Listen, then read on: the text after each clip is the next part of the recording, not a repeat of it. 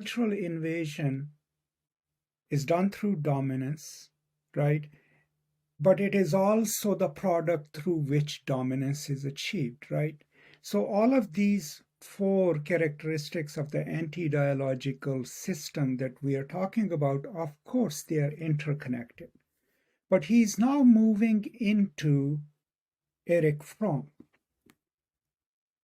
escape from freedom. These ideas are drawn from there, and that is, he is taking us to how, first of all, he talks about the I of the invaded being conflated with the thou of the invader. We already talked about it in chapter 1, actually, where what Freire is teaching us through Erich Fromm is that in any given oppressive society, since the logic of the structure in which we exist is the only structure people know, their sense of themselves is connected to the structures, social and political, in which they exist.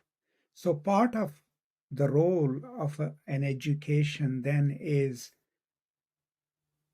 to disalienate people from that structure.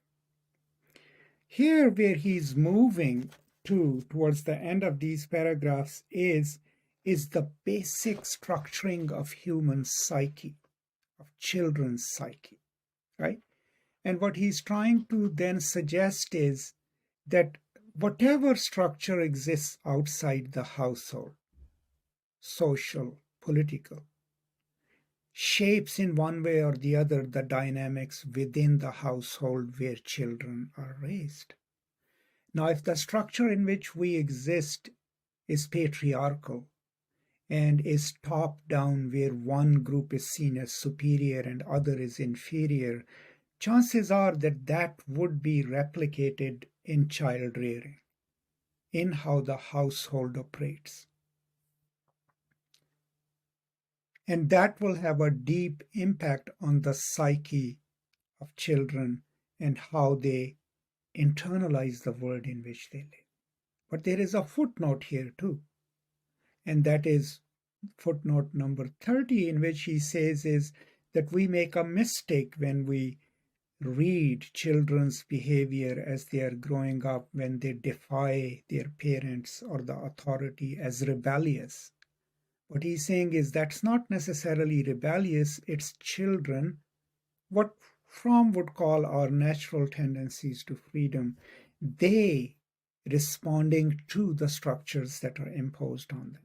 And you can see that in all the youth movements. It's not, what Freire is saying is a question of generational differences. It's rather a question of one system having outlived its utility and can no longer shape the ways of thinking and the modes of behavior of the youth. That's why they rebel against it. But he is going in these passages towards the impact of cultural invasion on human psyche. And he's going to do that through Erich Fromm. There'll be a discussion of Erich Fromm in the next pages. And for Fromm,